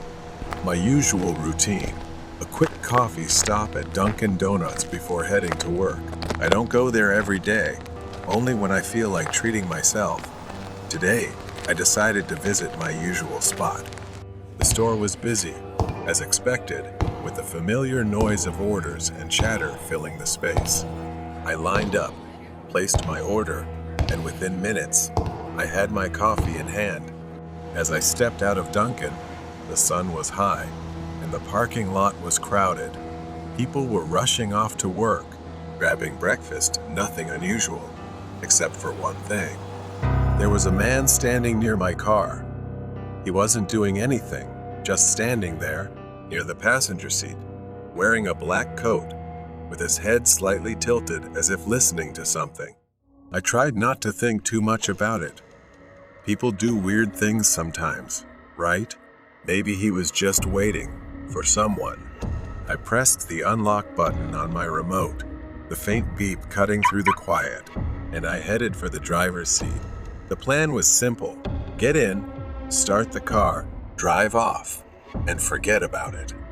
As soon as I got inside, an uneasy feeling ran down my spine.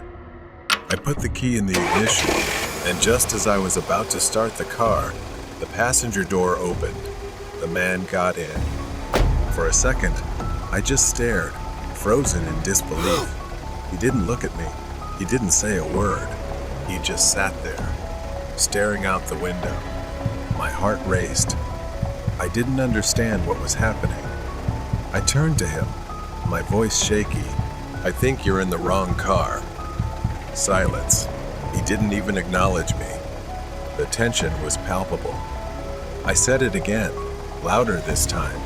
"You're in the wrong car." Still nothing. He just stared out the window, his expression blank, detached. That's when the fear set in. I told him to get out or I'd call the police. My voice was firmer now, desperate.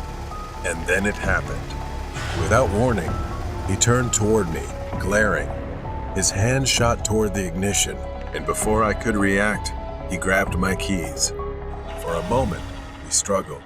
He held my keys in a tight grip, and before I knew what was happening, he swung at me, using the keys as a weapon. He swung it toward my face. I dodged, but I knew I had to get out of there. I pushed open the driver's door and bolted. I ran, gasping, panicking, not stopping until I was back inside Dunkin' Donuts. I grabbed my phone and called 911, barely able to explain what had just happened. Through the large glass windows of the store, I saw him driving off in my car, disappearing down the street. The next few minutes were a blur. The police arrived, took my statement, and I filled out a report, my mind still reeling from what had just happened. A few hours later, I received news. The police discovered my car by the woods in an empty state, and no one was in it. But something felt off. Even after I got my car back, the image of him sitting silently in the passenger seat, his vacant expression, lingered in my mind. Who was he? Why had he chosen my car? Weeks had passed since that strange man entered my car, and every visit to Dunkin' Donuts filled me with discomfort. Today was no different. I stood in line, ordered my coffee, and tried to convince myself that everything would be fine, that he wouldn't come back. It was early evening when I grabbed my coffee and stepped outside. I scanned the area, my eyes instantly locking onto a familiar figure standing at the edge of the woods. It was him. This time, he didn't have that vacant look. Instead, he stood there, head tilted, grinning eerily and waving at me as if teasing. A chill ran down my spine. My heart raced in my chest as I hesitated, unsure of what to do. Somehow, he didn't chase after me. Instead, he casually opened the passenger door and sat back inside my car with that same blank expression. This time, he didn't drive away.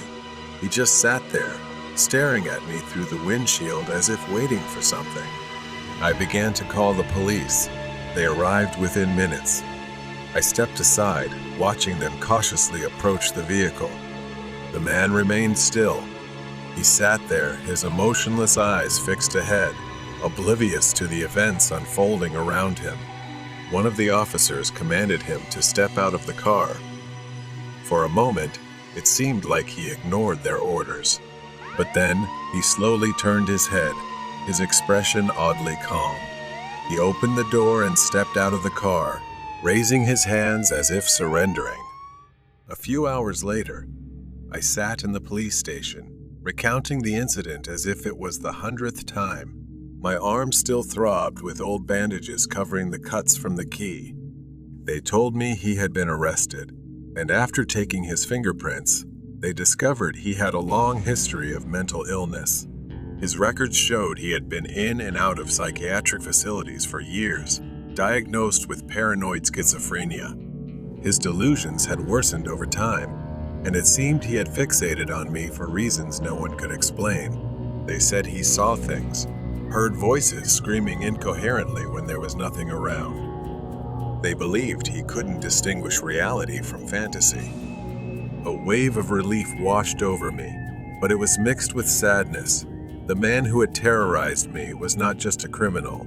He was sick. His mind had warped reality into something unrecognizable, and I had become part of that nightmare. As I left the police station, I couldn't shake the image of him sitting in my car, staring out the window, detached from the world. He had been arrested, and the officers assured me he would be taken back to a mental facility where he could receive the treatment he desperately needed. But the scars he left, both physical and mental, would take much longer to heal. I stood next to the car, hesitating to open the door, reluctant to sit in the driver's seat where everything had happened. I took a deep breath, forcing myself to unlock the door and get into the driver's seat. I started the engine and drove out of the parking lot, determined to move forward. After all, everything was finally over. Intruder on Halloween. The clock ticks softly, its sound nearly drowned out by the eerie music playing on the TV. Colorful costumes and decorations adorn the walls, remnants of the Halloween festival. Tonight, like every year, I was going trick or treating with my best friend, Casey. Excitement filled the air as we stuffed our bags with candy, the weight of our haul increasing after each house we visited. The streets were filled with laughter and the sound of children running from house to house. As we walked, we noticed a man standing near a lamppost. He wore a mask and held a flickering lantern. His eyes seemed to follow us as we passed by, sending a chill down my spine. I glanced at Casey, and we quickened our pace. We continued our journey, laughing and screaming as we collected treats, but occasionally, I caught a glimpse of the masked man lingering just out of reach. It felt like he was watching us.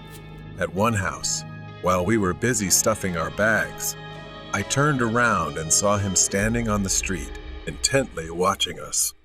I yelled at Casey to get away, that we needed to run fast from there.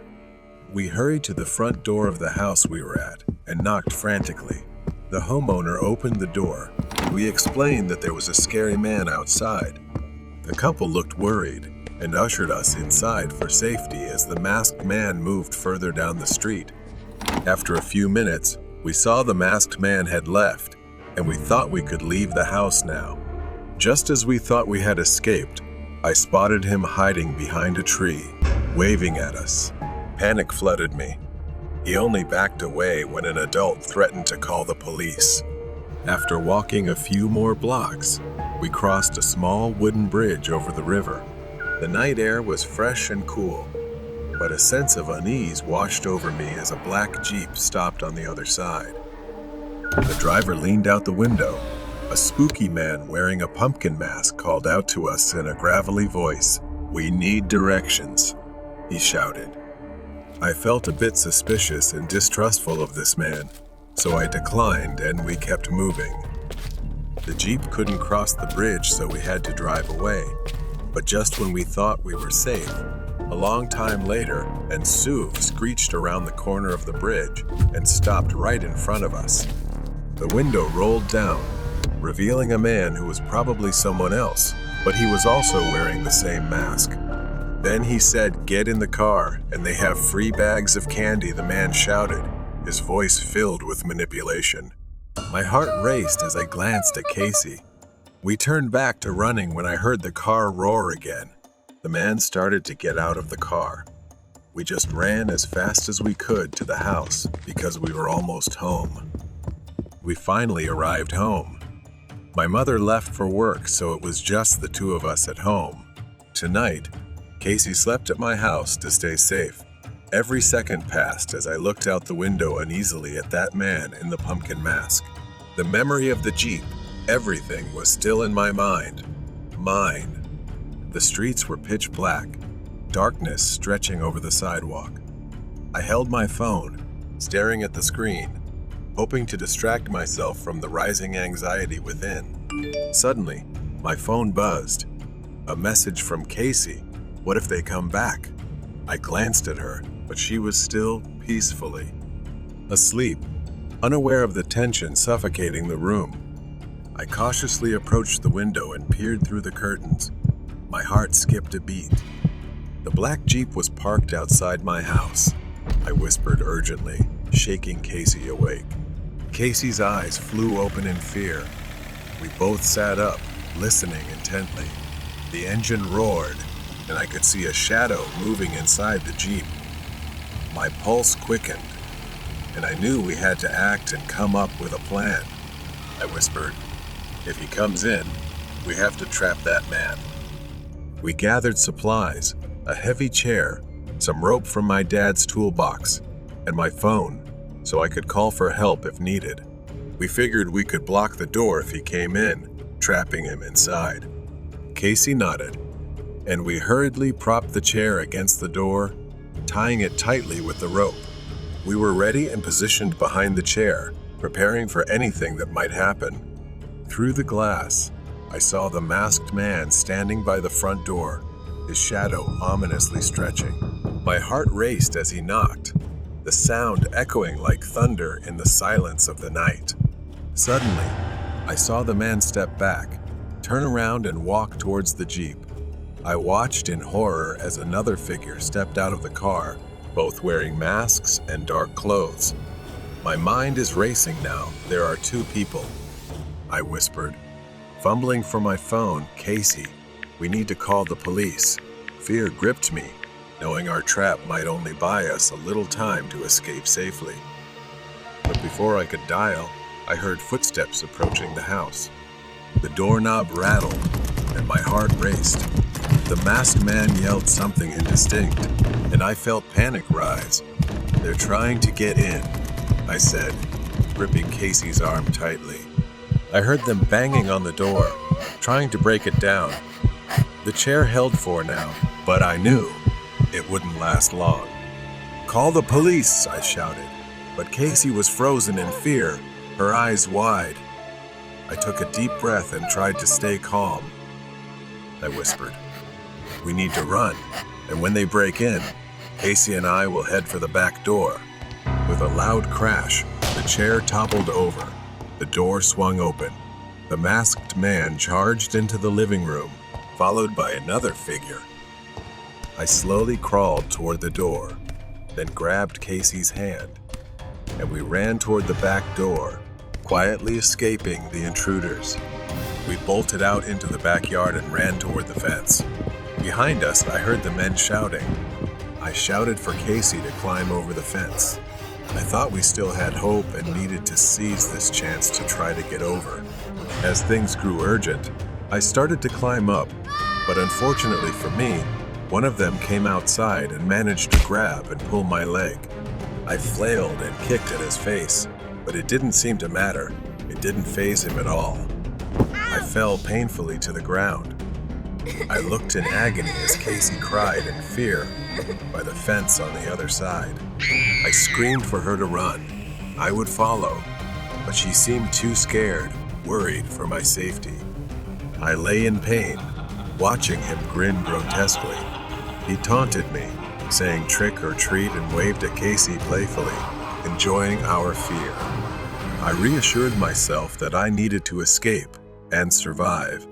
I slowly, secretly grabbed the ice and stood up to answer his question as if I was pretending to play with him. I took candy out of my pocket and said I wouldn't run away.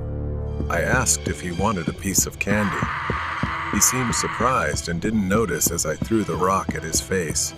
He fell, screaming in pain, and his friend came out from the house, witnessing it. He also yelled in anger. I didn't think much, trying to use the remaining strength to climb over the fence to escape. Just as we were about to escape, I heard the distant sound of a siren. I felt relieved. The police were coming. I headed toward the front yard to meet them. When we reached the front yard, the flashing lights of the police car lit up the street. The officers ran toward us, and I pointed at the men trying to flee back to the Jeep. "They're over there," I shouted, and the police sprang into action, chasing after them. Within minutes, the police had apprehended the masked men. Back inside the house, my mom rushed in, just returning home. She pulled us into a tight hug, relief evident on her face. Casey and I exchanged glances. We were finally safe. My mom made us a cup of hot cocoa, and as I took a sip, I couldn't help but reflect on how quickly everything had turned from a night of fear to a sense of safety. I said, glancing at Casey, "Maybe Halloween isn't so bad after all." Mysterious masked person. The house was peaceful under the moonlight, and it seemed like it would be a simple summer week without my parents. They trusted me to take care of everything, and so far, I had been enjoying video games, staying up late, every kid's dream. Around 11 o'clock p.m., I was lounging on the couch, absorbed in my game. My phone buzzed beside me. A message from an unknown number popped up on the screen. "Hi." I frowned. "Who was this?" I asked, but the reply came instantly, mixed with irritation and aggression. "You don't know who this is?" I tried explaining that I had just gotten a new phone and lost my contacts, but the angry messages kept coming. I assumed it was a prank and put my phone on silent, returning to my game.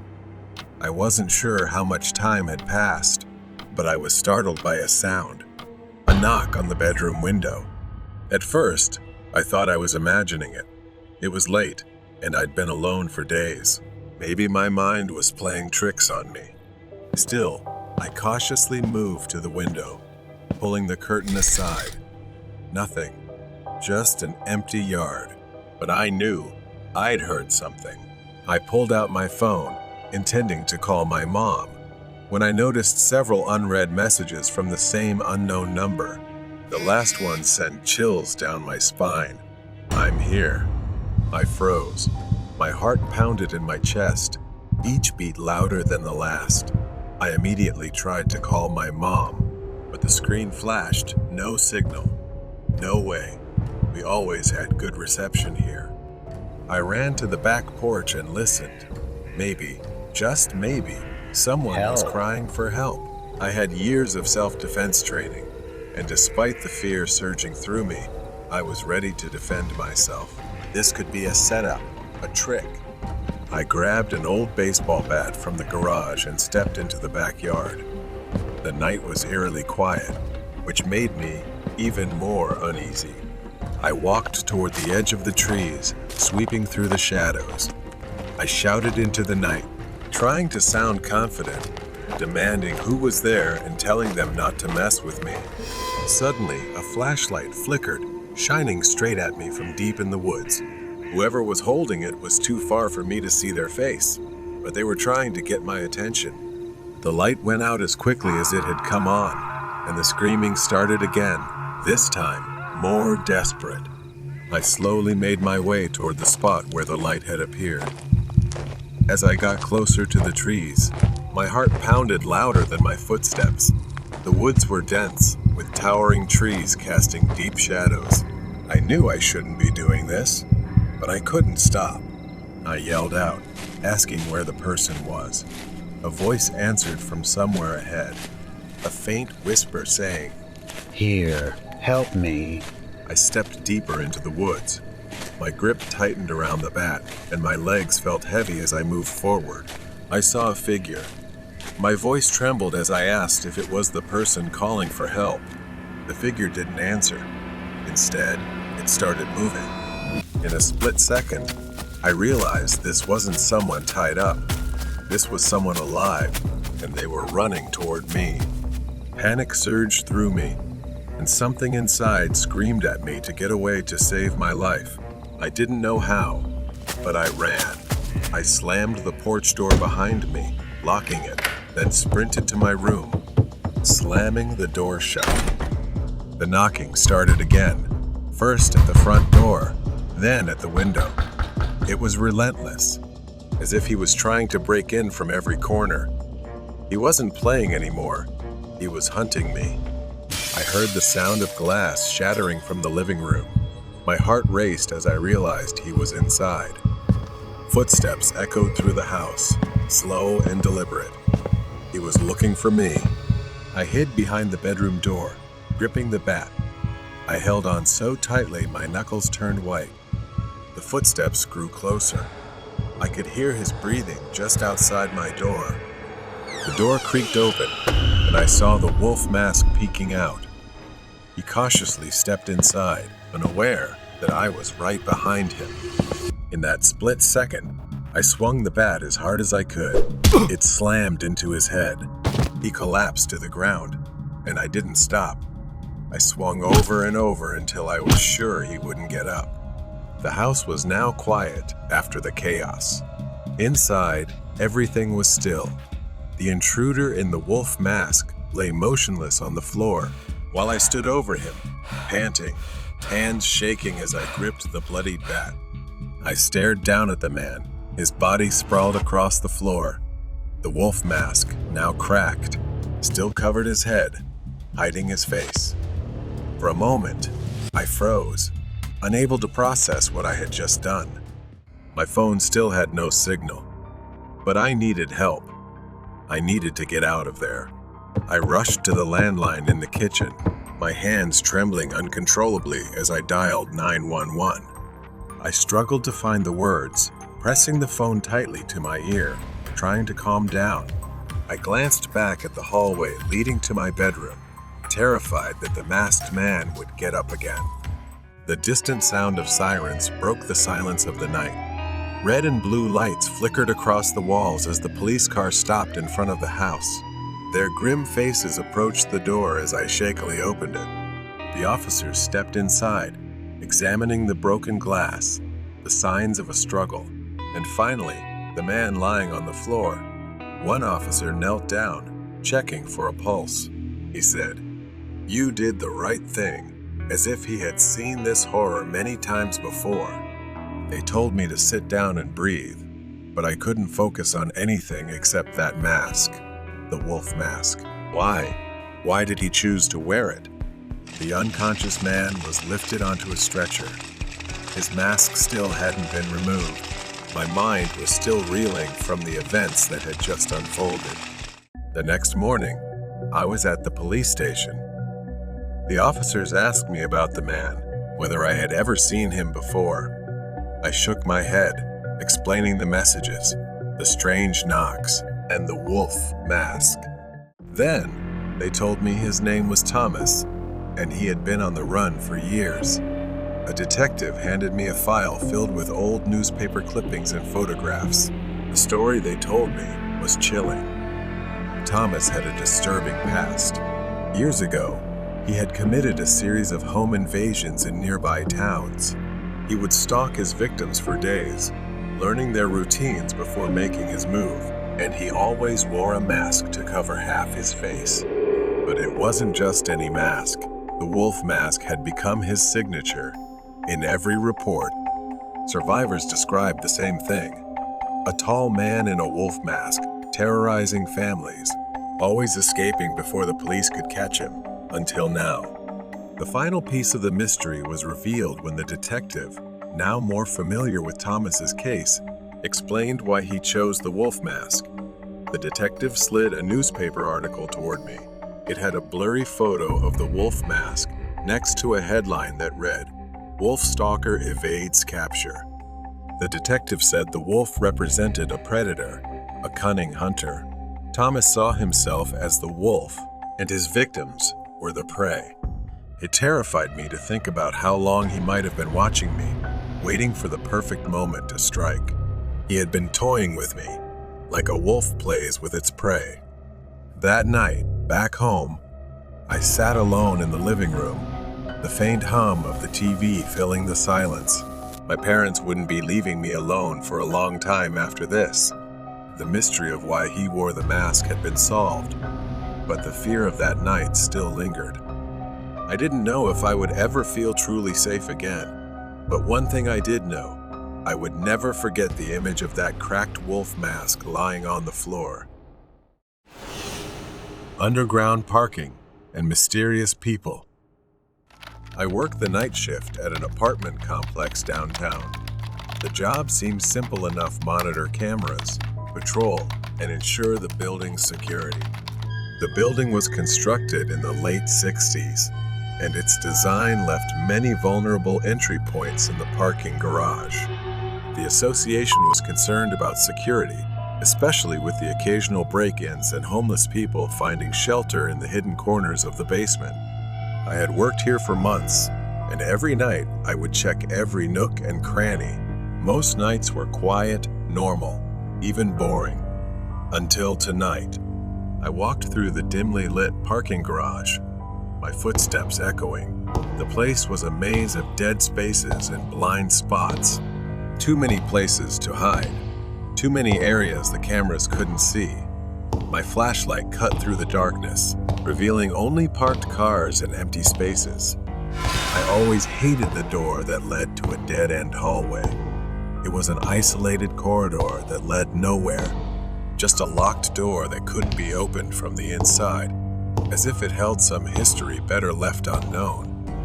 As I approached the door, it was wide open.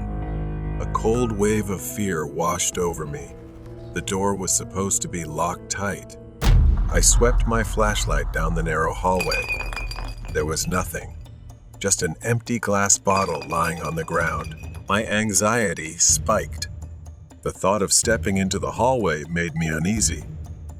I didn't want to get trapped in there, especially knowing the door locked from the outside. But procedure is procedure. I had to follow it, and I couldn't just leave the bottle there. Reluctantly, I stepped inside. I moved toward the bottle, my flashlight reflecting off the cold gray walls. Each step felt heavier than the last. I bent down, picked up the bottle, and stood up. But then, the sound that chilled me to the bone, the door slammed shut behind me. I rushed to the door, panic rising in my chest, and grabbed the handle. It was locked. I pounded on the metal door, screaming for help, but the thick concrete walls swallowed my cries. My heart raced as I realized no one was coming. It was 3 a.m. and I was trapped. I tried my phone, no signal. The thick walls and metal door blocked everything. I was completely cut off from the outside world. I leaned against the cold wall, trying to calm myself down. The flashlight was my only lifeline in the stifling darkness. I switched it off to save the battery, but I could still hear echoes from somewhere. Then the sound of car alarms blared, one after the other. Whoever had locked me in was out there, doing whatever they wanted, smashing car doors, stealing whatever they could. After what felt like hours, I heard footsteps. It was a miracle. Someone was out there, and I had to make them hear me. I pounded on the door with all my strength, shouting loudly. Finally, a deep, raspy voice answered from the other side, and after a moment, the lock clicked. The door opened, and I felt a wave of relief. A passerby, on their way to work early, had heard my banging. I thanked them profusely as I stumbled out of the hallway, my legs shaking, but my relief didn't last long. As I returned to the basement, chaos greeted me. Windows were shattered, glass littered the concrete floor. At least a dozen cars had been broken into, valuable items stolen. Whoever locked me in knew exactly what they were doing. They had silenced the alarms after each car was hit, leaving behind damage worth tens of thousands of dollars. My heart sank. I knew what was coming next. When the morning shift arrived and the residents discovered the theft, the police would be called, and I would be fired. Security had been breached under my watch, and though it wasn't my fault, I was the one held responsible. Weeks later, after I had quit, the mystery still haunted me. I replayed the events of that night over and over in my head. How did they know exactly where to trap me? How did they avoid the cameras so perfectly? No one was ever caught. The footage showed nothing, just me, doing my rounds. As I walked, I didn't see a thing. Maybe they knew the blind spots of the place too well. Months had passed, but tonight, that phone call pulled me back to the core of everything. I walked into the parking garage. I approached the dead-end hallway, my heart pounding harder with every step. The door was ajar. Just like that night, I could feel the weight of the past pressing on me, daring me to confront it. There was something I missed before. I stood at the entrance, staring, then cautiously moved forward as my senses sharpened. This time, I was ready for whatever I might face. No more running. Then I saw him. It was probably the man who trapped me. His gaunt face was pale and dirty, his hollow eyes fixed on me. He stood still, almost like a statue, as if he had been waiting for me all this time. A chill ran down my spine. The man wasn't a ghost or a specter, he was real. My voice trembled as I spoke. "Who are you? Why did you do this?" The man didn't move at first, but then, slowly, a twisted smile spread across his face, growing wider. He started walking toward me. He started saying something I didn't understand, talking about how I would soon see for myself the secret of this place, the truth I had been afraid of and running from. He said he wasn't just some random drifter that night, and that he had been here much longer than I thought. This building, this place, it wasn't just concrete and steel. It was a prison, and people like him, they were trapped inside. For a moment, his expression darkened. He told me that there are things in this world that feed on fear and suffering. And places like this, they are where they hunt. Now, he was part of its cycle. My mind raced as I tried to understand what he was saying. The truth hit me, and I realized this man wasn't just some random criminal. He was a victim of something much darker, something that had taken hold of him and was now trying to take me too. I stepped back, my heart pounding. "I'm not like you. I can still get out of this." His smile widened again, sinister and mocking. I turned, glancing at the door, thinking about running. I clenched my fists, took one last look at the man, then turned and sprinted toward the door. I could hear his laughter echoing behind me, filling the narrow hallway. I ran through the parking garage, then stopped. Standing there, in the darkness, was another figure, identical to the man in the hallway. I froze. This couldn't be happening. More figures appeared, stepping out from the shadows. Each one looked just like him, pale, gaunt. Maybe they weren't real, but they felt so real, their malicious energy surrounding me. I staggered. That man hadn't been lying. This place, this building, it was still alive. It had taken him, just as it had taken others before him. And now it was my turn. But I wasn't going to let that happen. With one last surge of strength, I got up and ran, not stopping until I was far away from the building, the figures fading into the night behind me. I didn't look back. Safe in my apartment, I sat in the dark, the truth of that night still sinking in. The man, the building. I had escaped, but deep down I knew it wouldn't be that simple. I needed to stay far away from that place and never go back.